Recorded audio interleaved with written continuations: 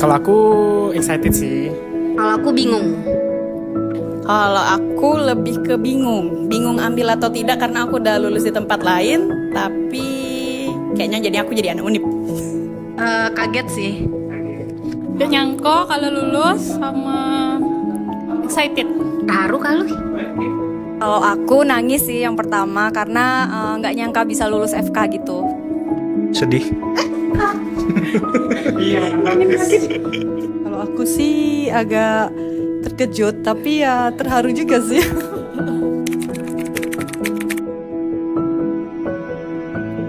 Kalau aku yang paling berkesan itu pas diskusi kelompok sih. Pas waktu itu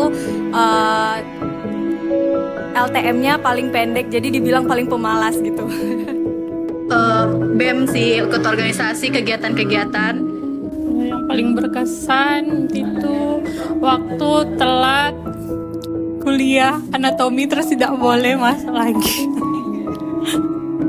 Waktu pertama kali ketemu kadaver. Kalau aku momen paling mengesankan waktu preklinik itu skripsi yang sangat berputar-putar, berjalan-jalan dan membutuhkan proses yang lama. Preklinik nggak ada. Aku sih aku penelitian sih waktu pas mau skripsian itu yang paling diingat karena pulang sampai malam, terus tidurnya kurang, terus ya mulai membuncit seperti sekarang. Kalau aku sih yang paling berkesan di preklinik itu pas mau ujian modul. Jadi belajar bareng-bareng sama teman sampai di kampus itu belajar sampai malam, baru pulang.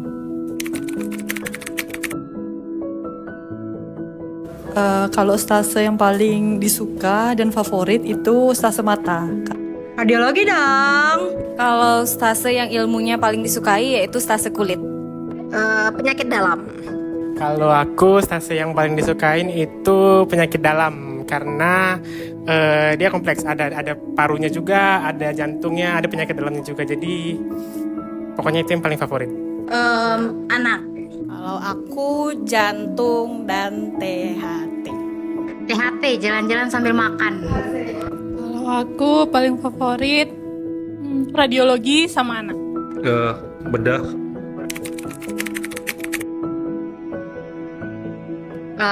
Bedah, nggak pulang-pulang. Stase yang paling berkesan itu bedah. Anak. Stase yang paling berkesan yaitu stase bedah karena di sana cuma satu-satunya stase yang membuat saya pernah diimpus. PDL sih kayaknya. Soalnya seru, ada jantung, ada paru. Kalau aku stase yang paling berkesan itu tetap penyakit dalam. Pokoknya penyakit dalam paling berkesan.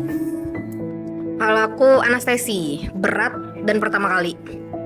Kalau aku yang paling berkesan Objin. Terima kasih sudah mendidik saya sampai sekeras ini. Kalau aku, maaf ya dok, Objin dok, takut banget dok, beneran. Kalau aku yang paling berkesan stase anak karena waktu 3 bulan tuh lamunian tapi seru. Sampai nginep-nginep juga di rumah sakit untuk bertugas. Kalau aku saraf sih, soalnya temen stasenya waktu itu busuk-busuk, jadi pasiennya agak membludak, jadi capeknya luar biasa. Nah, kalau yang paling melelahkan itu bedah karena waktu bedah itu sampai turun, ya aku sampai turun 6 kilo. Kalau aku anestesi stase pertama, kemudian ada follow up pasien, jaga ICU, kemudian juga follow up lagi, ikut operasi lagi, capek deh pokoknya. Kalau aku boleh kalau duo saraf anestesi. Kalau saya anestesi. Aku juga sih antara saraf sama anestesi, tapi kalau dipilih satu saraf. Karena neurologi itu kita jaga IGD-nya 36 jam, lanjut jaga ICU, kita cuma boleh pulang 15 menit, di situ mau mandi, di situ mau makan, di situ kita habis turun berat badan sih yang pasti jelas. Kalau aku bedah capek udah, karena aku turun berat badan 5 kilo bedah. Stase yang paling melelahkan yaitu bedah sama saraf sih karena itu benar-benar yang membuat tidak mandi, tidak makan, ya gitulah ya. Kalau saya sih anestesi karena jaga ICU 24 jam. Terus bisa nggak makan seharian sampai sakit dok di hari terakhir anestesi. Kalau aku stase anestesi, karena anestesi itu mungkin sibuk atau on call, tiba-tiba dipanggil, tapi menyenangkan sih. Kalau aku bedah, karena stase bedah kemarin sempat diinfus karena mungkin jaga IGD terlalu capek. Pas pertama kali intubasi pasien dan pasiennya itu adalah Mak Wok sendiri. Paling diingat waktu koas tuh waktu jaga ICU, karena waktu jaga ICU tuh pasiennya kan kayak kritis galau kan, jadi sedih tapi juga takut pasien yang kenapa. Kalau aku waktu udah capek follow up pasien, udah rasa mau menyerah, kemudian pasien ngucapin terima kasih. Itu sih yang paling berkesan. Yang paling berkesan atau diingat aku pas penyakit dalam, karena di situ kawan-kawannya menyenangkan dan kebetulan ada kawan aku yang juga mengalami kecelakaan, itu aku gendong dari Melati sampai ke bawah. Itu sih. Kalau pasien onkologi yang banyak sama buat tugasnya. Itulah pasien yang berterima. Aku stase yang paling berkesan itu adalah momen ketika RJP pasien. Apalagi aku pernah RJP pasien setengah jam dari ruang stroke sampai ke ICU sama 3 teman-teman aku. Itu paling berkesan dan melelahkan sih. Pasti selalu tiap tahun, awal tahun baru saya jaga IGD. Itu pas banget pas saya lagi ulang tahun. Jadi setiap saya mau ulang tahun, saya merayakan bersama pasien.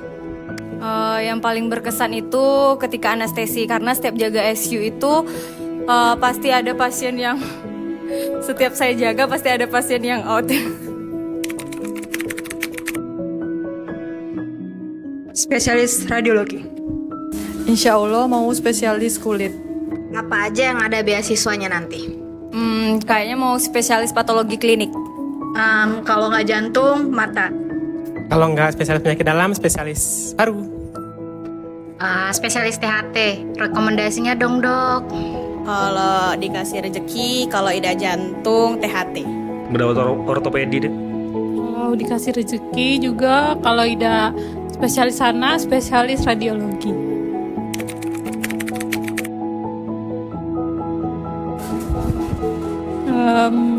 Untuk mama dan ayah, maaf selama Ika Dodo pernah melawan ataupun buat susah.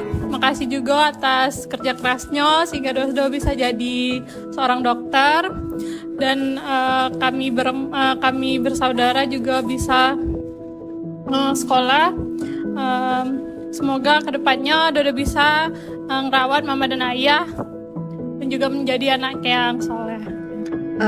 Terima kasih untuk semua yang udah dikasih selama pendidikan, selama koas, dan maaf karena sering marah, ngomel-ngomel. Untuk ayah dan mama, terima kasih Anya bisa ada di sini, itu berkat dukungan dan support dari ayah dan mama. Juga untuk ayah dan mama, tunggu Anya untuk bisa membalas semua kebaikan dan juga memberikan hidup yang lebih dari sekarang. Amin. Makasih buat bapak dan juga mamanya Tia yang paling terkasih. Pokoknya semua yang udah diberikan mungkin gak bisa Tia balas nanti, tapi mudah-mudahan doain Tia terus ya buat kedepannya. Semoga jadi anak yang sukses. Untuk bapak dan mama, itu pertama terima kasih udah selalu mendoakan. Mana aku setiap mau ujian atau setiap apa minta doa pasti didoain. Kalau misalnya lagi sedih itu mau didoain juga. Terus makasih udah selalu ngedukung sampai sejauh ini. Semoga bisa selalu membanggakan. Ini masih buku pertama dari hidup aku. Semoga aku bisa ada kesempatan untuk membuat buku kedua.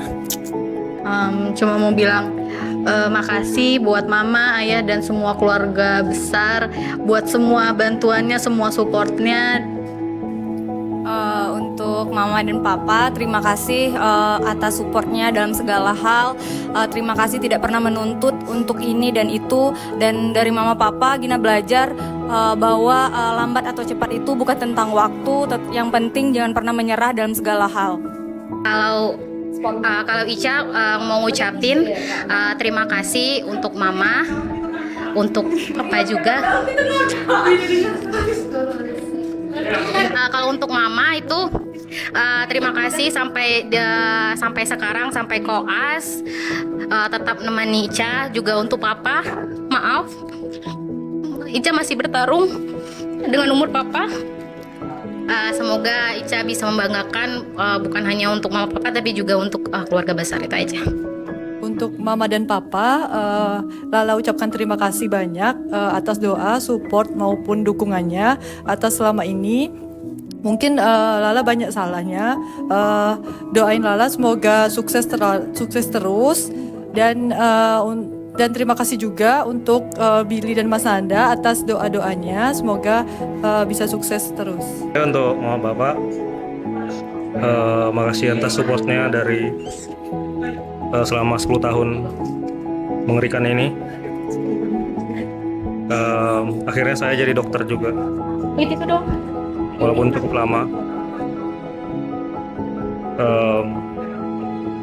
Udah itu aja.